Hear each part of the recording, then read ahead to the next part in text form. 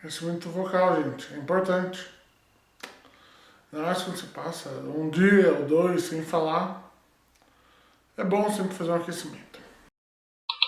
Estamos mais uma semana para falar de Mahou Tsukai no Yomi. E vamos nessa. Eu queria ter uns comentários sobre que há coisas que eu não vou comentar que aconteceram nesse capítulo que eu acho interessante ou que eu acho importante, pois são spoilers. E spoilers é um tema delicado, é um tema complicado na internet. Pois você pode xingar mais de uma pessoa na internet, não vai levar a lugar nenhum. Mas se você falar spoiler, meu amigo, isso gera guerra civil. Quanto ao capítulo, muito emocionante. Eu já tinha sido tocado pelo capítulo quando ele era um mangá e me toquei novamente agora. Eu achei que aconteceu alguma coisa no ritmo, na transposição mangá-anime. Me pareceu mais corrido. Eu não sei se é por causa daquela velha história que eu posso parar e ler uma página ao longo de um dia ou de 5 segundos. As coisas me pareceram que foram rápidas demais e não deu tanto peso, mas ainda assim foi o suficiente para me tocar, para ter um momento bonitinho e eu chorar como um homem que sou.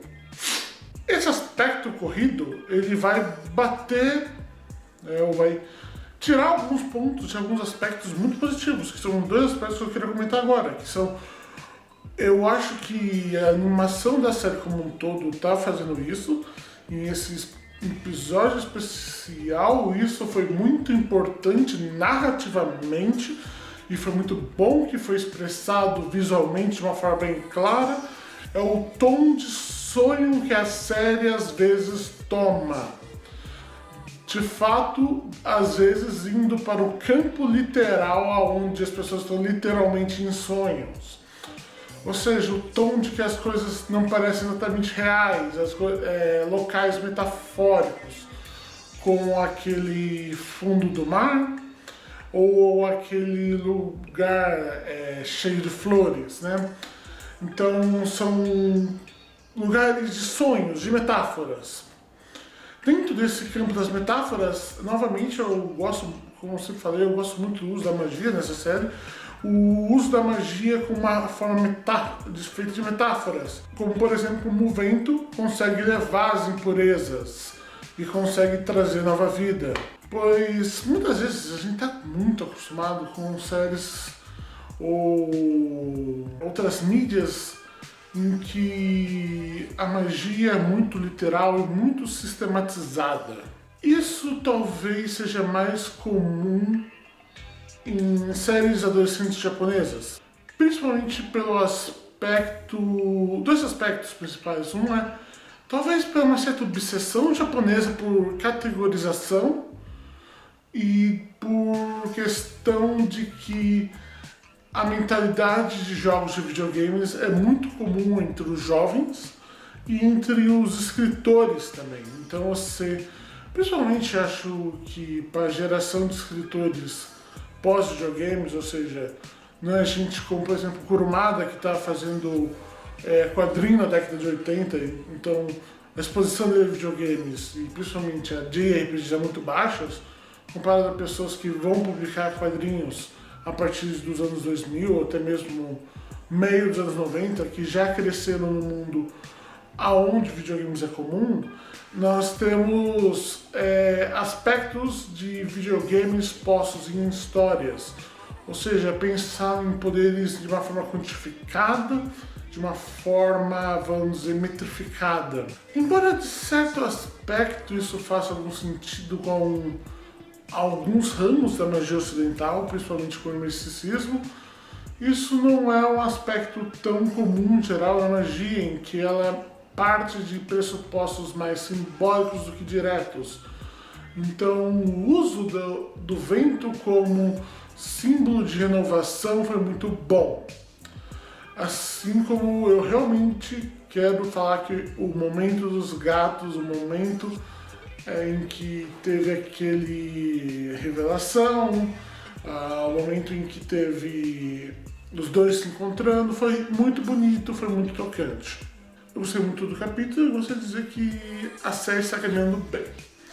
Uma coisa que foi um erro de memória meu, eu achei que muitas revelações iam vir agora, mas eu acho que elas vão vir um pouco depois, que agora vai entrar um outro arco e vai ser mais trabalhado nisso. Eu tinha esquecido que eles teriam que gastar um capítulo todo com a história dos gatos e tudo mais.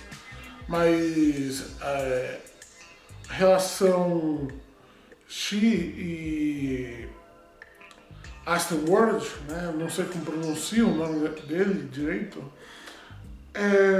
ainda vai ser melhor trabalhada e a questão da morte ainda vai ser melhor trabalhada, então é outro ponto muito interessante para a gente ficar na expectativa para ver o resultado. A série tá muito divertida, não tá com uma animação perfeita, tá com uma animação de série, mas fez as escolhas corretas quando poderia muito bem ter feito escolhas mais preguiçosas. Não é o melhor dos mundos, mas é o mundo que nós temos. O que acabou sendo até um mundo bom no final das contas. Como eu preciso explicar para vocês o título desse vídeo, eu vou fazer comentários um pouco mais curtos sobre Black Clover e Inuyashiki essa semana. Black Clover foi um episódio surpreendentemente fechadinho e coeso, digamos assim. É um episódio com começo, meio e fim. Ele tinha o objetivo de apresentar o grupo de personagens da Fairy Tail, da guilda Fairy Tail, e fazer com que o Natsu, a Lucy, aliás, chegasse lá e fosse aceita na Fairy Tail. E foi isso que aconteceu. No fim, a Lucy ganhou a tatuagem e foi aceita na Fairy Tail. Foi apenas isso que tinha que acontecer, apenas isso que aconteceu. O problema é que eu odeio, até o momento, todos os membros da Fairy Tail. Tinha o cara que mostrou a foto da irmã, que parece ter uns 4 anos, e ele tava sangrando pelo nariz? Porque ele tava excitado? Eu espero que não. Tinha a mulher que, se não fosse pelo mantinho lá, que todo mundo usa nessa Fairy Tail, ela estaria apenas de sutiã e calcinha. Então todos os personagens são uma bosta, eles foram apresentados com "ele gosta de lutar", e aí o personagem aparece na frente e fala "você quer lutar?". É tudo muito bobo, mas pelo menos ele foi fechadinho. E eu acho que esse episódio também cimentou aquilo que a gente falava sobre... eu falei e as pessoas responderam nos comentários se esse vai ser realmente o tema de Black Clover, a questão do status social e tudo mais. E tem uma coisa interessante, eu até comentei no Twitter agora há pouco, antes de fazer essa gravação, que é uma coisa um pouco parecida com uma história que eu tenho na minha cabeça que eu acho que agora eu vou ter que cancelar porque vai ser plágio de Black Clover. E plágio de Black Clover é muito triste. Mas eu juro pra vocês que eu tinha pensado nisso faz um tempo já. A essa altura ninguém vai acreditar em mim. Então foda-se.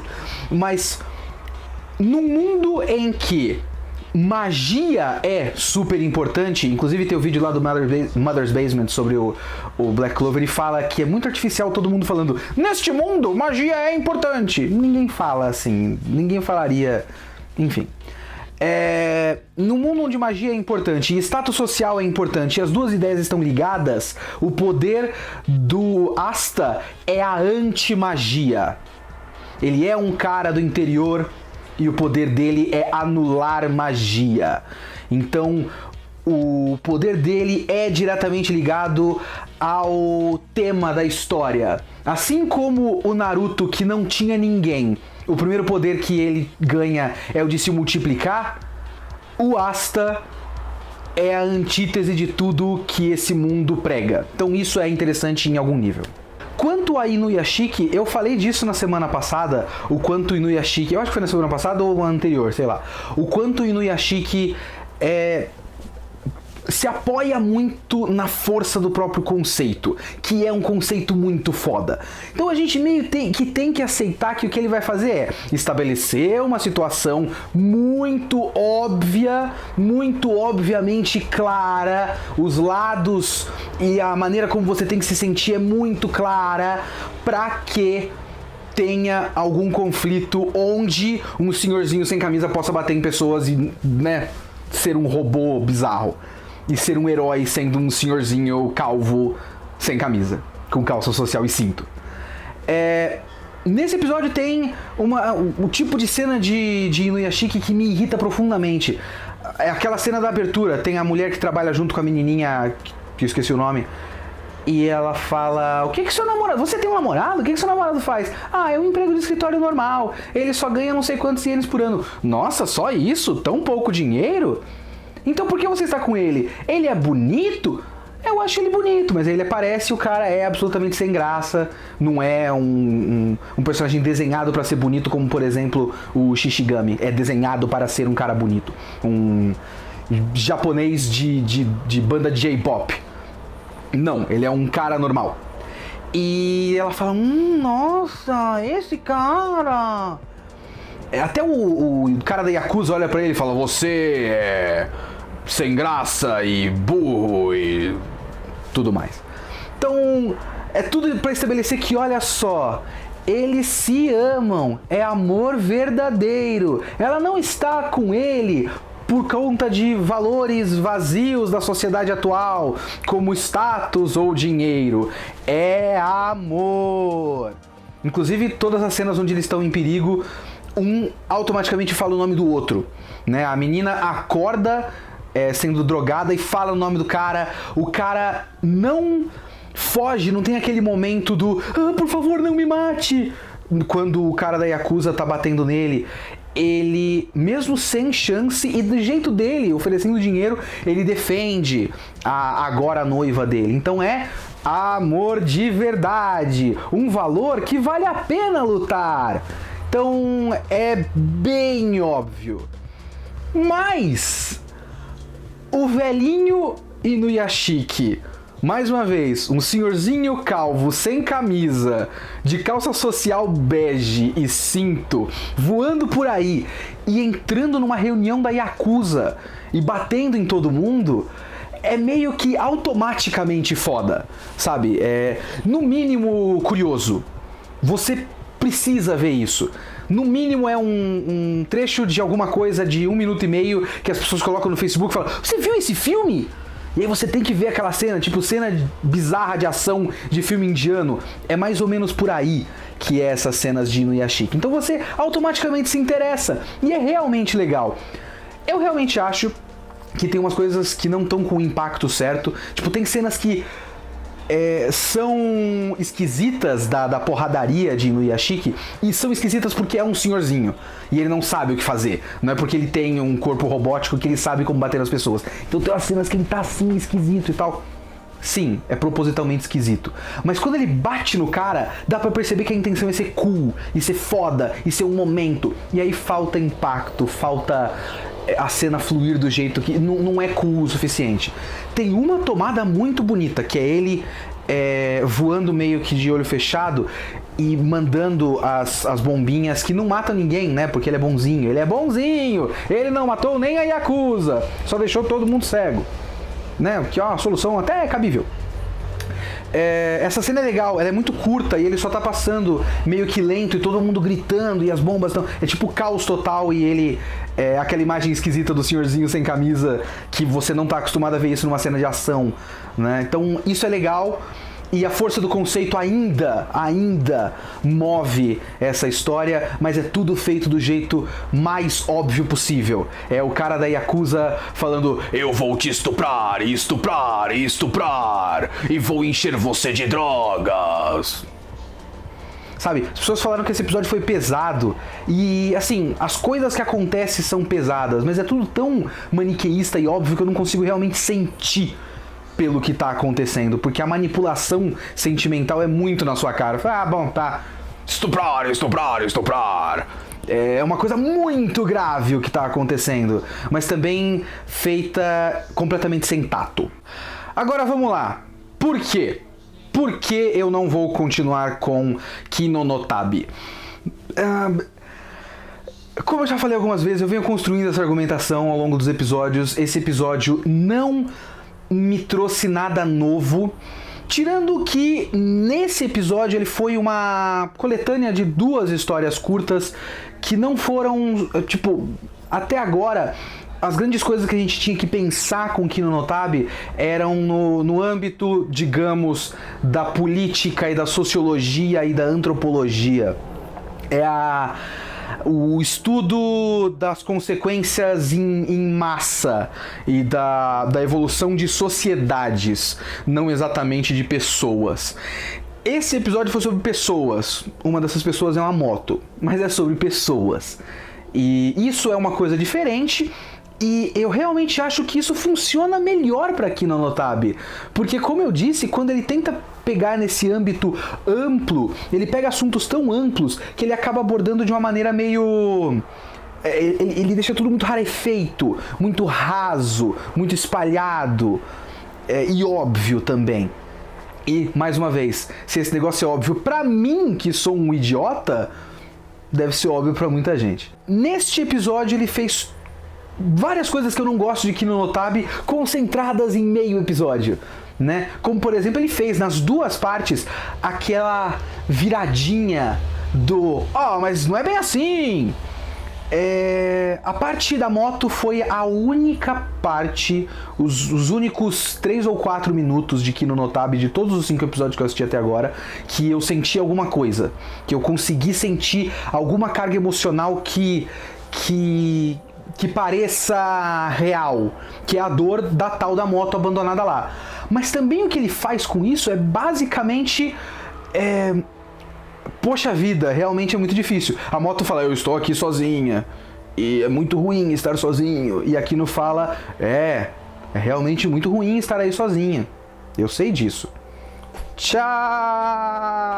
Acabou, não tem quase nenhuma discussão, até que tem aquela viradinha aqui no Tabi clássica, que não é bem assim. Na verdade, a Kino falou para aquela criança passar. E aí a criança provavelmente foi lá e roubou a moto e viajou pelo mundo e tal. E na segunda história, que é o País dos Mentirosos, a viradinha, eu acho que não conserta nada. Porque a situação é a seguinte: ocorreu uma revolução e o cara acha que acabou matando a mulher que ele ama, porque ele era um revolucionário e ele matou a família real, e ele descobriu que quem ele estava apaixonado, ele não sabia porque ela escondia isso dele, era a princesa. Como ele matou a família real, ele matou a princesa, matou a mulher que ele ama. E ele ficou maluco e falando, cadê a mulher que eu amo? E todo mundo começou a mentir pra ele, falando, bom, ela foi embora, ela vai voltar um dia. E aí eles acham uma mulher que aceita cuidar dele, porque alguém precisa cuidar dele. Mas todo aquele lugar sustenta a mentira de que a mulher que ele ama vai voltar. Aí tem o primeiro plot twist, que é a mulher que cuida dele é a princesa, porque na verdade a família real que eles mataram foram sósias, que, né, muito político tem isso, supostamente tem isso, família real supostamente tem isso, então são os sósias. E ela de fato se apaixonou por ele, ela foi espiã, por algum motivo a princesa era espiã. Eu entendi direito? Eu sou burro? Eu não sei. Mas ela volta e continua alimentando a ilusão. Então é extremamente cruel, porque a gente não tem a informação do segundo plot twist nesse momento. A gente tem que supor que a princesa sabe que ele tá maluco, e que ele tá maluco por ela, e por ela estar ausente, mas ela continua fingindo que tá ausente e alimentando a ilusão. Ela nem chegou e falou, não, ela morreu, mas eu te amo, eu, falso, nova identidade, eu te amo. Não, ela alimenta a mentira. E é uma decisão extremamente cruel. Mas tem um segundo plot twist, que na verdade, não era bem assim. Ele sabe que aquela mulher que tá cuidando dele é a princesa e é a mulher que ele ama, e está tudo bem. Mas isso não anula o fato de que a decisão dela é extremamente cruel, porque a gente não sabe se ela sabe que ele sabe. Não sei se vocês estão acompanhando o meu raciocínio aqui. Então é uma situação que não se resolve em nenhum instante e a gente tem que... Eu realmente acho que a direção daquelas cenas é feita para que seja uma história bonita de amor e não uma história de pessoas muito ruins, mas pra mim é realmente uma história de pessoas muito ruins. Então, mais uma vez, nenhuma das reflexões... uma das reflexões nesse episódio, foram duas reflexões que a gente tem que chegar, mas uma delas é muito óbvia de, pô, é realmente uma pena essa moto abandonada. Ela queria estar andando por aí e ela tá agora parada num lugar que ela não pode se mover porque ela tem que ser pilotada. É triste.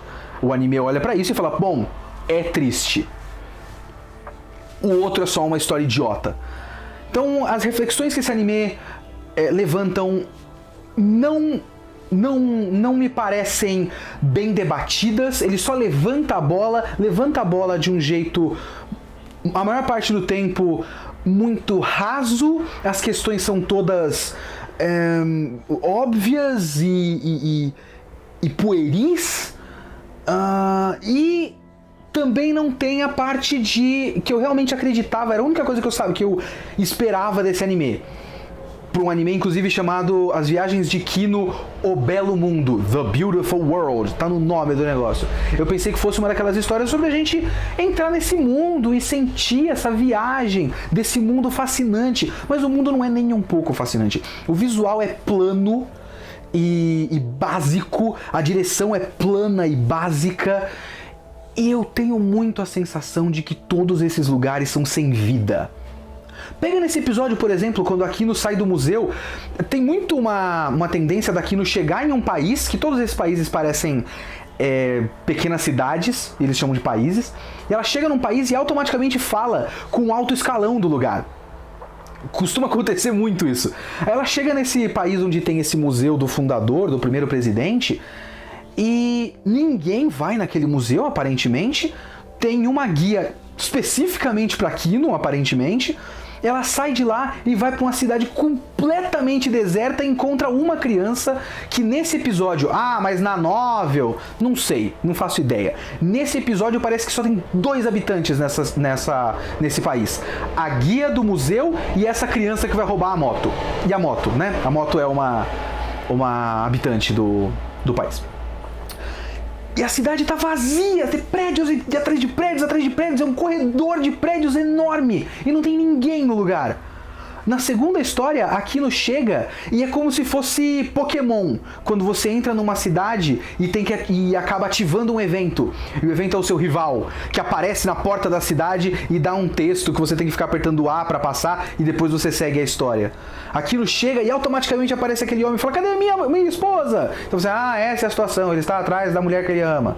E aí ela chega no bar e, como a gente não tem nenhum contexto, ela coincidentemente topou com exatamente as pessoas que conhecem esse cara. Não é tipo a lenda local do cara, apenas isso. É um cara que realmente lutou ao lado dele que tá falando lá. Então também me dá a sensação de que essa cidade tem 7 habitantes. Tem os guardas, o cara e a mulher que cuida dele e as pessoas do bar. Acabou. O mundo é sem vida. Ele é todo feito apenas para levantar as questões que precisam ser levantadas e para que a Kino encontre exatamente as pessoas que ela precisa para sempre abordar especificamente o problema que existe naquele país. E eu sei que é para ser uma fábula, que é para ser a intenção é apenas levantar essas questões, mas não, a direção desse anime não me dá uma ideia de realidade fantástica, me dá uma ideia de aquele mundo mas aquele mundo não me dá uma ideia de realidade fantástica, de um mundo bizarro, de completamente diferente da nossa realidade. Me dá uma ideia, com a direção dessa versão do anime, que o que está sendo mostrado é exatamente como o mundo funciona. Mas se fosse exatamente como o mundo funciona, sei lá, sendo plano e realista, verossímil, eu precisaria de umas cenas onde a Kino chega no lugar e percebe os problemas e pergunta para as pessoas, mas o que é isso? Mas não meio que todo mundo, as pessoas certas vão passando automaticamente as informações que ela precisa. Então, eu discordo de todas as escolhas do anime e eu acho que as intenções... Tem um grande conflito entre intenção e resultado. A intenção é clara pra mim, mas me interessa muito pouco a essa altura. E a realização é muito pobre e ineficiente pra chegar no ponto que ele quer chegar. Então, Kino oficialmente dropado. Muito obrigado e até semana que vem. Ah! Qual anime que você vai colocar no lugar? Talvez nenhum. Mas talvez aquele Crianças das Baleias que vocês sugeriram tanto. Eu não sei nada sobre ele, não quero saber nada sobre ele, mas só o que eu sei é que parece que ele é muito bonito e bem produzido e bem animado. É só isso que eu sei, só isso que eu quero saber por enquanto. Mas de repente eu não coloque nenhum pra até o vídeo ficar um pouco mais curto. Olha só, lucro. Falou, gente. E se você gostou desse vídeo, não esquece de se inscrever no nosso canal, dar uma olhada no restante do nosso conteúdo e também conferir o link na descrição desse vídeo do nosso Padrim. Qualquer contribuição, nem que seja R$1, já ajuda o VideoQuest a continuar existindo e a ficar cada vez melhor.